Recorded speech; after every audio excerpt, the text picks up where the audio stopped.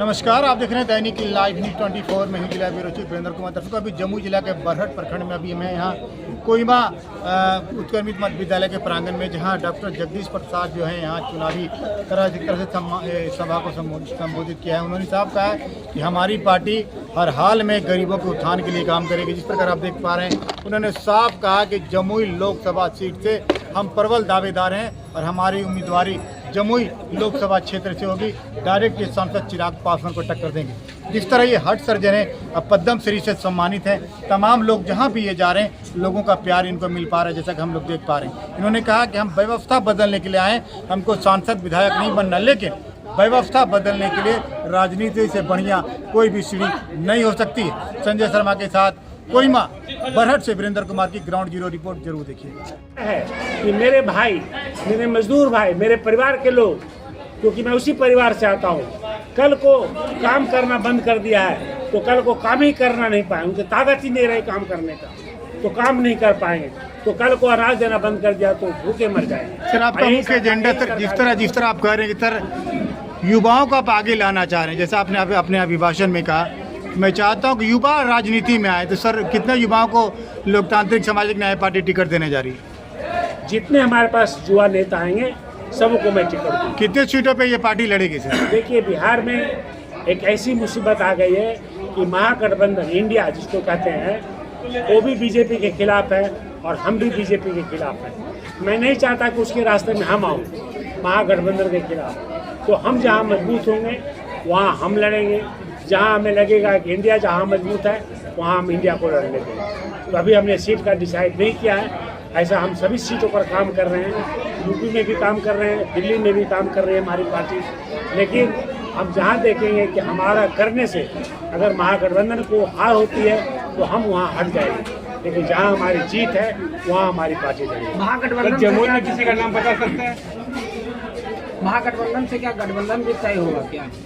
मैं नहीं जानता। देखिए, मैंने अभी तक किसी नेता से बात नहीं किया, इसलिए अभी मैं कुछ नहीं कर सकता। मैं अभी सभी जगह घूम रहा हूँ, आपके यहाँ घूम रहा हूँ, समस्तीपुर जा रहा हूँ, गया जा रहा हूँ, अररिया जा रहा हूँ, गोपालगंज गया, सासाराम में गया, नालंदा गया। लेकिन ये तय है सर कि लोकतांत्रिक सामाजिक न्याय पार्टी इस बार लोकसभा में मैदान में आने जा रही है। हाँ, 100%। मैंने तो बता ही दिया कि जमुई सीट से मैंने लड़ने के लिए सोच लिया। लोकतांत्रिक सामाजिक न्याय पार्टी चाहे महागठबंधन सहयोग दे या न दे, लोकतांत्रिक सामाजिक पार्टी एक बार बिहार के लोगों को देखना चाहते हैं कि बिहार के लोग अपनी व्यवस्था को बदलना चाहते हैं या नहीं। और अगर एक बार हमें मौका दे दिया तो मैं आपको बता दूं, सारे नेताओं के लिए सीख होगा। सारे नेताओं, सारे नेताओं के लिए बता रहा हूँ कि जो नेता आज तक नहीं कर पाया, न जमुई के लिए न किसी और राज्य के लिए, वो मैं करके जाऊँगा।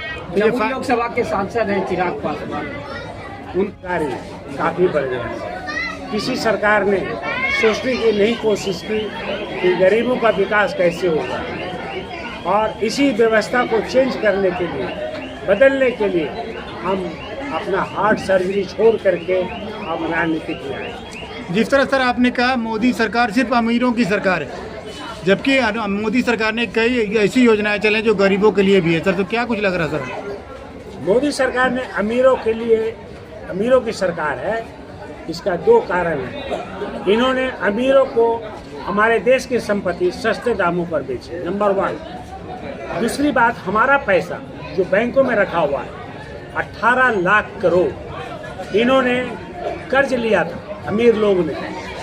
आप देखिए कि किसान लोग जब 50,000 कर्ज लेता है तो बैंक उसके पीछे पड़ जाता है, लेकिन यहीं अमीरों ने 18 लाख करोड़ कर्ज लिया और 9 साल में ये जो सरकार है, केंद्र सरकार, इन्होंने इनको माफ़ कर दिया। और दूसरी बात, ये एक चीज़ बता दें, इन्होंने जो 5 किलो अनाज दे रहे हैं और बोलते हैं कि मैं 5 किलो अनाज और 5 साल तक दूंगा, मतलब कि आपको और भीख मंगा बनाऊंगा।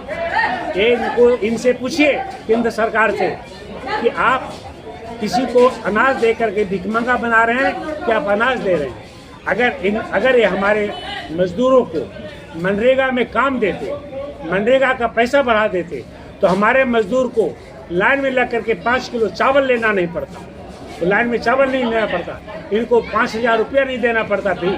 लेकिन हमारे मजदूरों को भिखमंगा बनाना चाहते हैं। उम्मीदवारी पेश कर रहे हैं तो हार्ट सर्जन भी थे, क्या जरूरत पड़ा राजनीति में आने की? पहले तो यही सवाल है। राजनीतिक में आने का कारण यह है कि आज दो समस्या हमारे सामने हैं। एक देश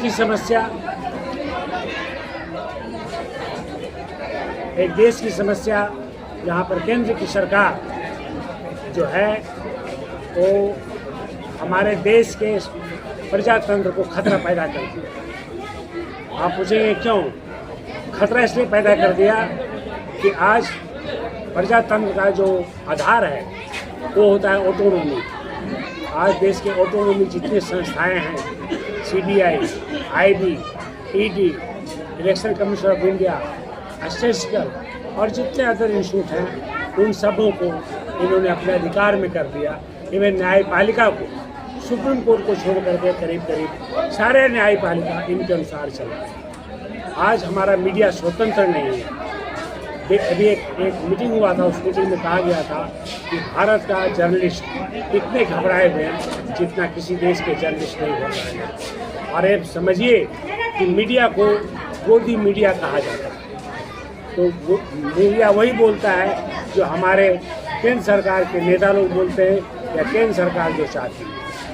दूसरी तकलीफ ये है कि हमारे बिहार में आज ऐसी नहीं होती जो स्थिति हमारे देश की है।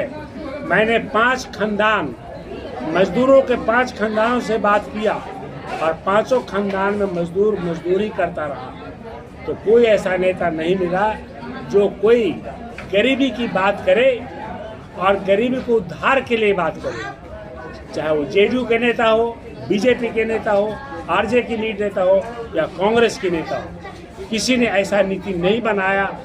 देखिए, अगर नीति बनाता तो हमारे गरीब बच्चे भी वहीं पढ़ते जहाँ डीएम और एसपी का बेटा बेटी पढ़ता है। मेरा क्या कसूर है गरीबी? मेरे गरीब बच्चों को स्कूल में पढ़ने का अधिकार नहीं है? मेरे पास पैसा नहीं है तो मैं खाऊंगा नहीं, मैं पीऊंगा नहीं, मैं अपने पति पत्नी को नहीं देखूंगा, पत्नी को।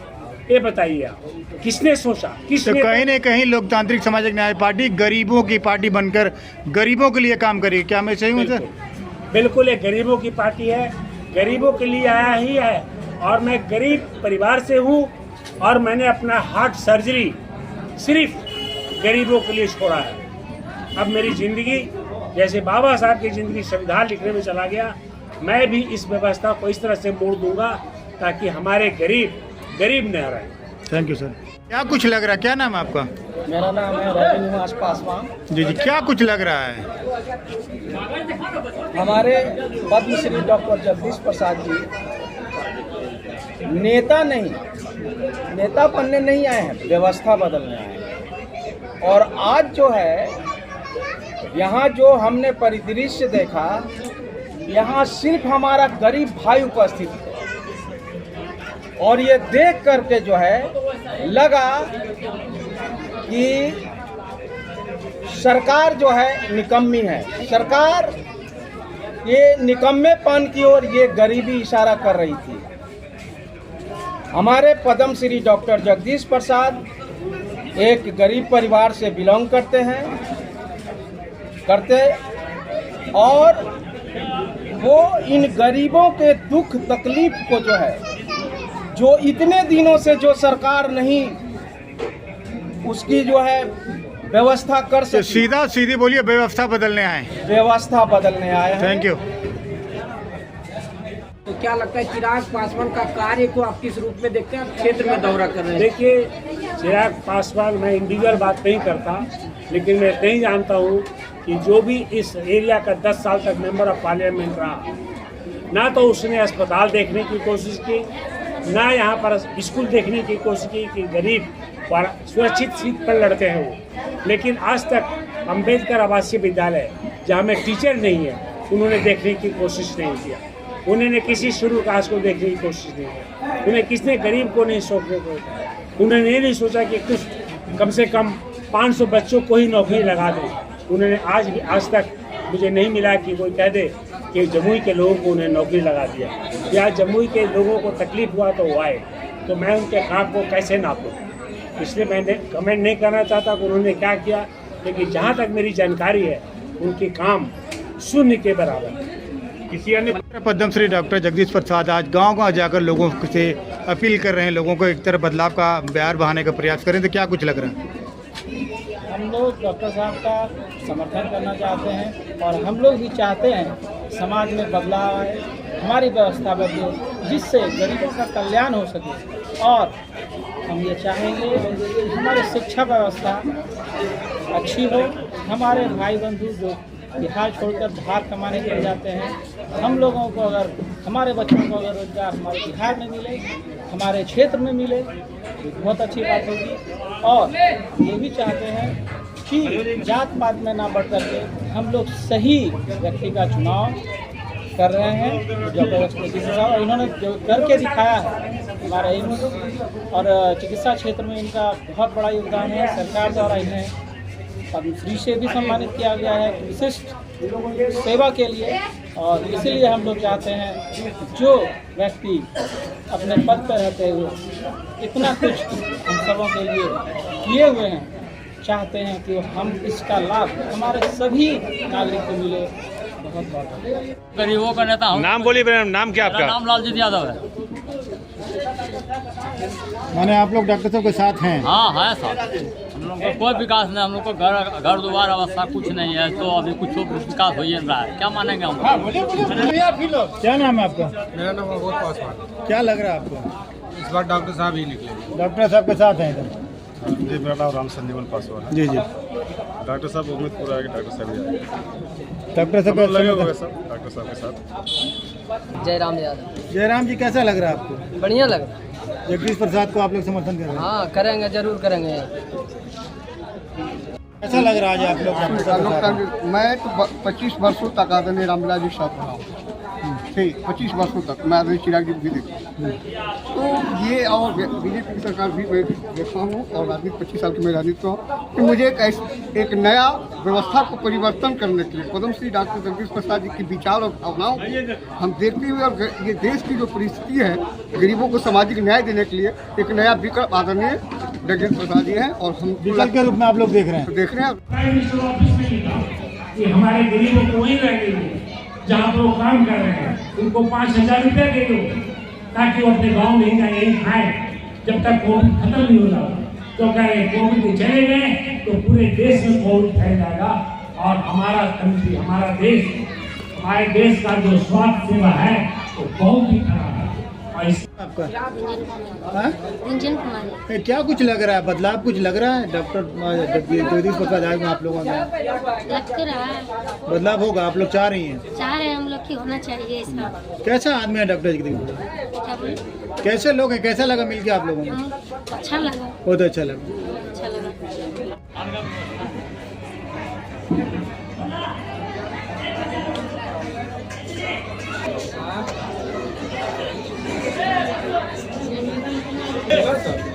सोच है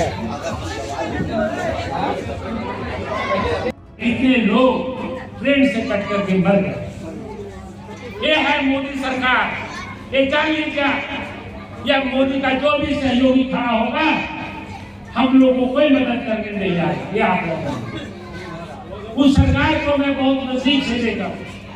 8 साल तक नड्डा जी मेरे साथ काम किए, इसलिए मैं जानता हूँ ये सरकार गरीबों के बारे में एक बार भी नहीं सोचता।